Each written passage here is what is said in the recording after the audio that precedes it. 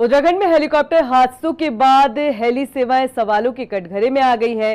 चारधाम यात्रा शुरू होने के बाद अभी तक 5 हेलीकॉप्टर हादसे हो चुके हैं और जांच के नाम पर सिर्फ हवाई बातें, ना किसी से कोई सवाल है और ना कोई ठोस कार्रवाई देखने को मिल रही है। मानो उत्तराखंड की हेली सेवाएं भगवान भरोसे चल रही हो, तीर्थी यात्रियों को सीधे मौत के मुंह में धकेला जा रहा हो। ये रिपोर्ट देखिए। सवालों की कटघरे में उत्तराखंड की हेली सेवा। तीर्थ यात्रा के 45 दिन में 5वां हेलीकॉप्टर हादसा। क्या तीर्थ यात्रियों की जान से नहीं है कोई सरोकार?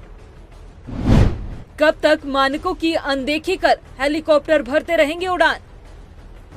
कौन होगा इन मौतों का जिम्मेदार?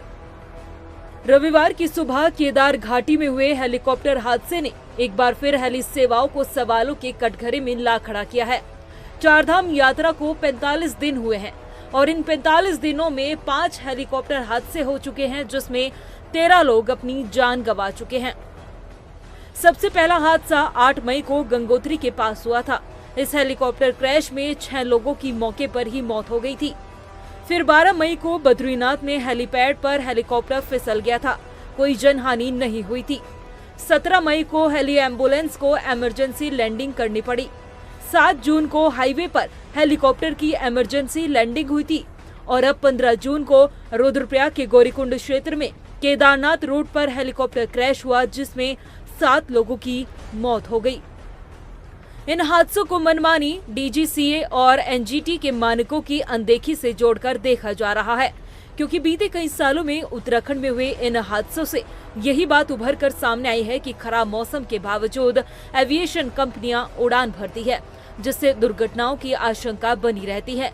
इतना ही नहीं, यहाँ हेलीकॉप्टर इस तरह से लगातार उड़ान भरते हैं मानो शहरों में चलने वाले पब्लिक ट्रांसपोर्ट वाहन हो, जो बिना रुके यात्रियों को ढोते रहते हैं। ऐसे में सवाल खड़े होते हैं कि क्या उड्डयन विभाग की सेवाएं भगवान भरोसे चल रही है? क्या पैसा कमाने के चक्कर में तीर्थ यात्रियों की जान की कोई परवाह है या नहीं? खराब मौसम में उड़ान भरने का रिस्क लेना, क्या पायलट को पहाड़ी इलाकों का पूरा ज्ञान होता भी है या सिर्फ हवा में तीर मारने की कोशिश की जाती है? क्या हेलीकॉप्टर हादसों से कोई सबक लिया जाएगा या नहीं? क्या जांच के नाम पर सिर्फ लीपापोती होती रहेगी? सवाल ये भी है कि क्या हेली कंपनियों के सामने सरकार बेबस हो चली है? क्योंकि हेलीकॉप्टर हादसे इससे पहले भी कई बार हो चुके हैं। हर बार जांच की बात कही जाती है, मगर हमेशा की तरह जांच खोखली साबित होती है। इन हादसों पर न किसी से कोई सवाल पूछा जाता, न कोई कार्रवाई होती है।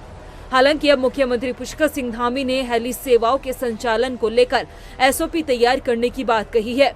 इसके साथ ही तकनीकी कमेटी गठित करने के भी निर्देश दिए।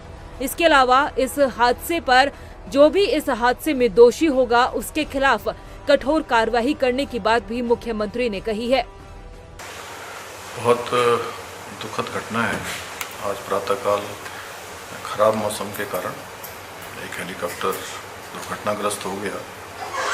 मैं सबसे पहले तो जो दुर्घटना में इनकी जान गई है, जो हताहत हुए हैं, उनके लिए भगवान से प्रार्थना करता हूँ कि भगवान उनको अपने श्री चरणों में स्थान दे और उनके परिवार के लोगों को जो असमय ये दुख आया है, कष्ट आया है, उस दुख को सहन करने की शक्ति प्रदान करे।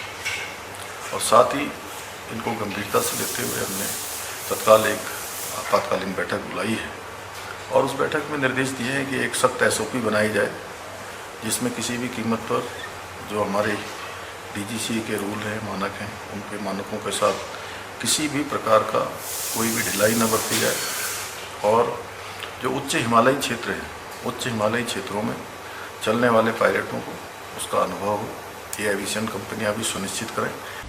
लेकिन इस पर भी सवाल खड़ा होता है कि अहमदाबाद विमान हादसे के बाद खुद मुख्यमंत्री पुष्कर सिंह धामी ने कहा था कि उत्तराखंड में हेली सेवा सुरक्षा सर्वोपरि है।